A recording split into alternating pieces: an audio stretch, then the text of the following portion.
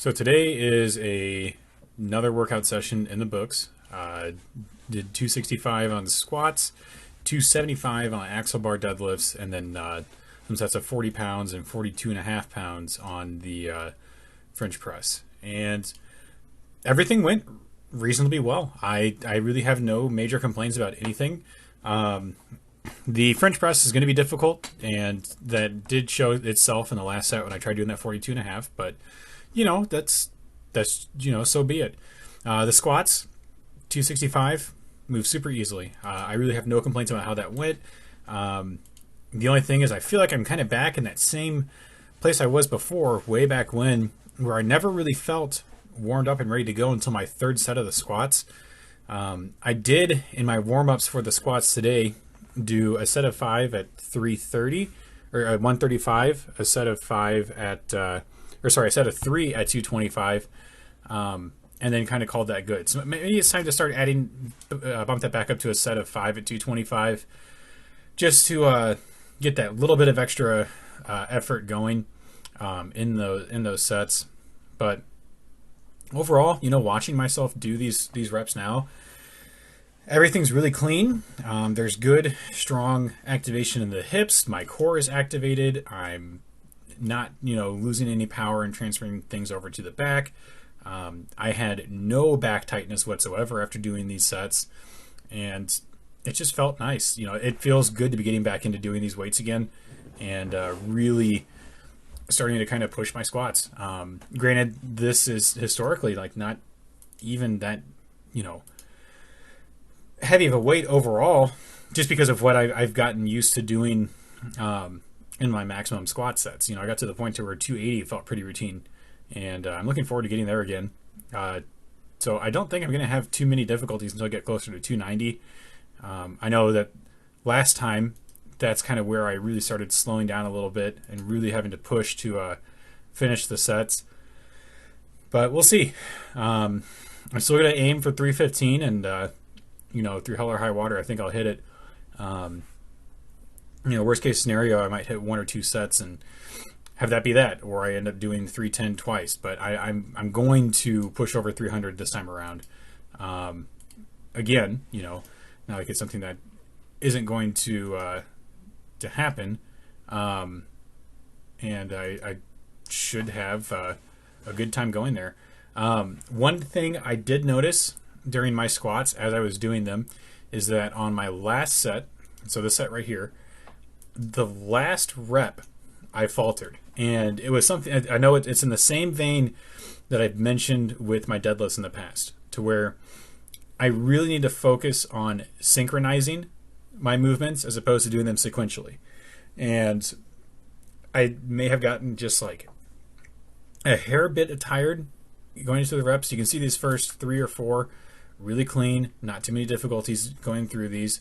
4th rep, fairly clean, not too many issues. The hips and legs are firing at the same time, but here is where it messes up. So you can see the hips shoot up before my legs really kind of kick in, and that is where the transfer of the load onto my lower back happens and causes the additional strain and load on my lower back.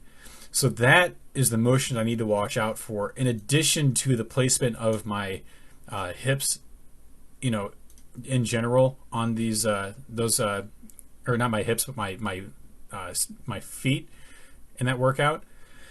So that's something to really kind of keep in mind. But that was something that I noticed right away as soon as I did it. As soon as I finished that rep, I just walked over and I was like, wow, that could have been something rough. That's a position I tend to find myself in. I'm grinding out reps.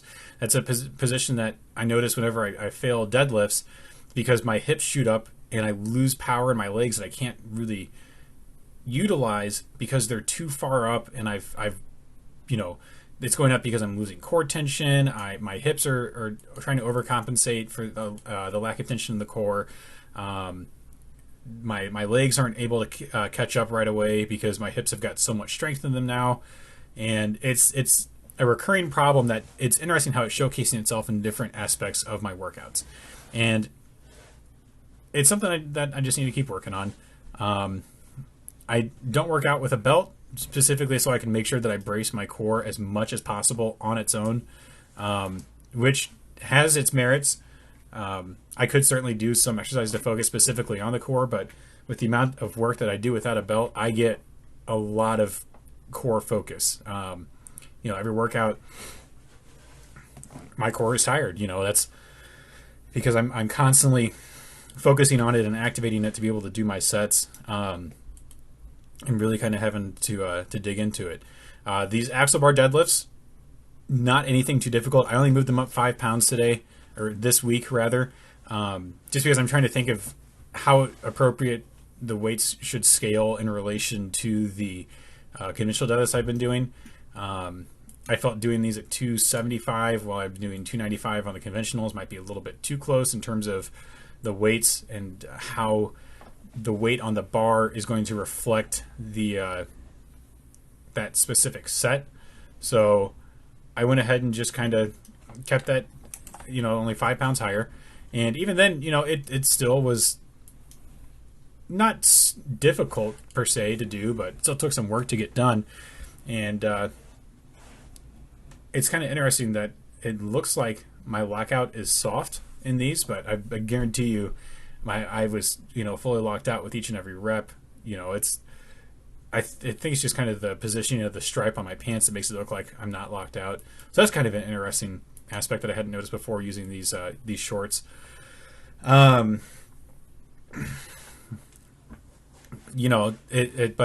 beyond that, the axle bar deadlifts have been incredible for trying to build up my grip and really kind of work on getting that strength off the floor because of that stiff bar. So I'm really, really happy with having those in there. 3 days of deadlifts somewhat focused on grip to different degrees and helping start getting that weight started is going to show its benefits in due time. And, I'm looking forward to kind of seeing what I'll finally be able to break off of the ground to accommodate my hips. I'm trying to think of, I've been thinking over picking a time in a month or two to kind of shoot for either 1 rep max on deadlifts off the floor, or take a day and do some heavy block pulls to see where my hips are with conventional deadlifts.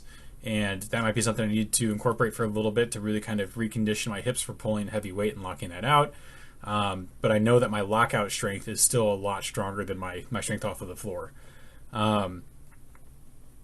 As for these French presses, at the time, my triceps were enormously pumped. I did that tricep bicep workout, circuit on Sunday, and I think I just got to get used to the workload.